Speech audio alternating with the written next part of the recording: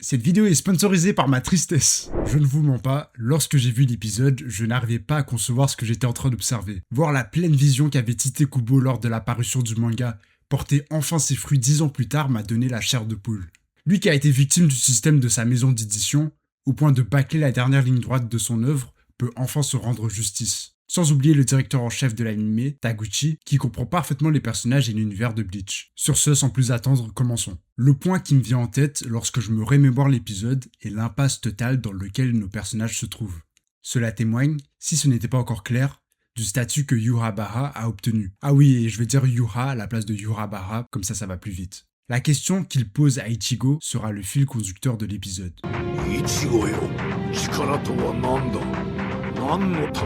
Deux réponses à cette question s'opposent donc.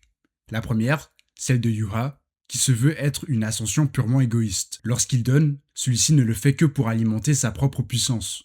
On a pu le voir à chaque fois qu'il affrontait un adversaire de haut calibre, que ce soit son combat contre Yamamoto Genryusai, où il a utilisé un Stenritter pour diminuer la puissance du capitaine. Même chose pour son combat contre Ichibei, où il a appliqué sa sélection sur tous les Stenritter afin d'obtenir son Shrift d'antan.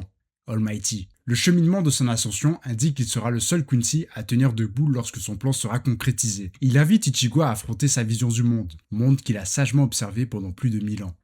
Du côté d'Ichigo, justement, celui-ci veut obtenir la puissance nécessaire afin de protéger ceux qui lui sont chers. C'est le thème récurrent du personnage, atypique des protagonistes de shonen habituels. C'est également pour cela que beaucoup font l'erreur de penser qu'Ichigo est un personnage moins intéressant puisque son but est plus abstrait. C'est totalement absurde mais bref. Jusqu'à présent, il portait ce fardeau tout seul jusqu'à parfois craquer psychologiquement. Je pense notamment à sa première confrontation face à Yuha, où celui-ci va être à bout tant sur le plan physique, démontré par la cassure de son Zanpakuto, que sur le plan psychologique, caractérisé par la remémoration de la mort de sa mère. Ce qui change durant cet épisode est le traitement que reçoit Orihime Inoue. Nous sommes plongés dans ses pensées plusieurs fois dans l'épisode. Celle-ci, résumée à tort de demoiselle en détresse par une partie de ses fans, va montrer son vrai visage.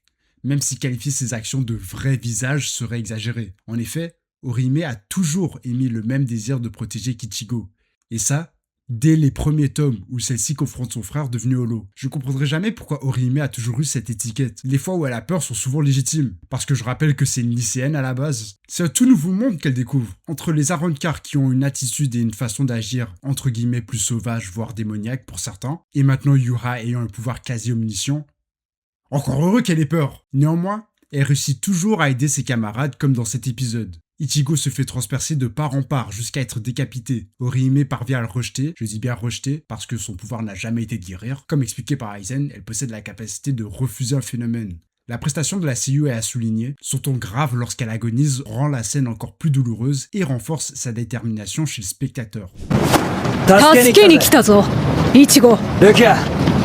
Moment de transition entre Ruka et Ichigo. A noter que celle-ci l'a sauvé de la même façon que lui lors de l'arc de la Soul Society. Beau clin d'œil de la part de l'anime. La scène qui suit, où Ruka charrie Ichigo, peut sembler hors contexte à première vue. Elle sert d'entracte. Ruka vérifie si Ichigo a toujours la force de continuer après tout ce qu'il a subi. Relâcher la pression lui permettra de repartir sur de bonnes bases. Encore une fois, nous voyons la POV d'Orihime culpabilisant de son impuissance. Petit détail, mais j'aime la facilité qu'a Ichigo à la réconforter rien que par ses gestes. Peu importe l'ennemi devant lui, elle est toujours sa priorité.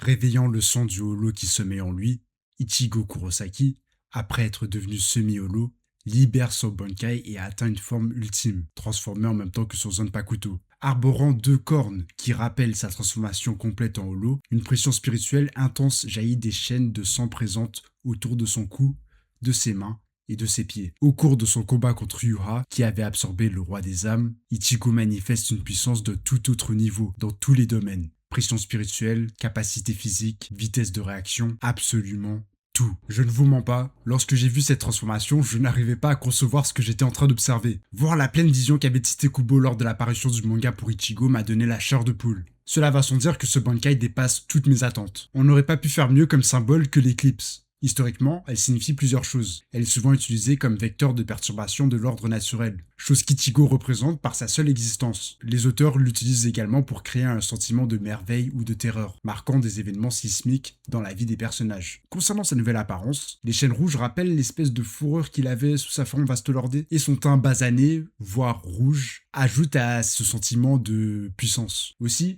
j'aime bien le commentaire que fait Ruka au sujet d'Ichigo. Celle-ci va dire: voilà ton Zangetsu. Puisque Zanpakuto est en quelque sorte la réflexion de l'âme de son possesseur, c'est comme si nous voyions enfin Ichigo pleinement. Les clones tangibles qui l'émanent lors du combat sont donc une affirmation de sa volonté de protéger. Yuha interprète ce pouvoir comme une façon de s'émanciper de tous ses proches, alors qu'Ichigo l'utilise afin de ne pas les mettre en danger justement.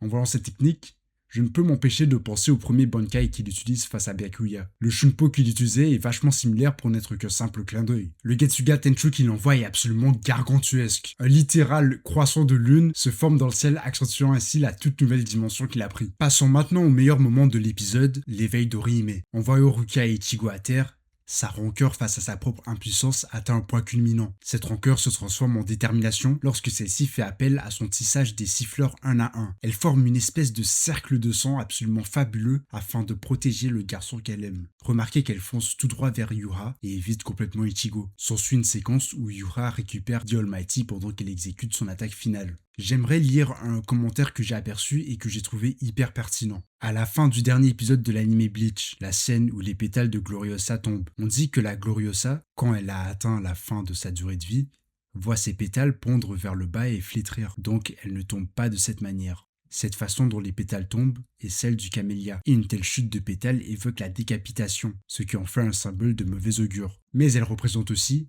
dit-on, la fragilité, la beauté et la pureté de cette dispersion de la vie. L'un des langages des fleurs de Gloriosa est courage. Et dans le bouclier de tissage des siffleurs d'Orihime, le rôle du démon camélia, Tsubaki, est attaque. Je trouve ce commentaire magnifique car il symbolise la vie d'Orihime qui s'est éteinte dans une attaque courageuse où elle a mis sa vie en jeu. Le fait que la Gloriosa tombe transforme le sous-titre Defend You, te protéger, en Life to Defend You, une vie pour te protéger est absolument incroyable. Et voilà, les deux disparaissent, laissant un vide incomblable. Rien qu'en y repensant avec l'ending enfant, ça me donne limite les larmes aux yeux. Parce qu'il ne faut pas oublier que pour Ichigo, l'incapacité de protéger quelqu'un est pire que la mort. Dédicace à Ryu qui a tenu son 1v1 contre Ashvalt et dont j'ai pas parlé durant cette vidéo. Malheureusement pour lui, il a un peu saboté le plan de sa camarade en transférant le Shrift, mais on verra ça dans les prochains épisodes.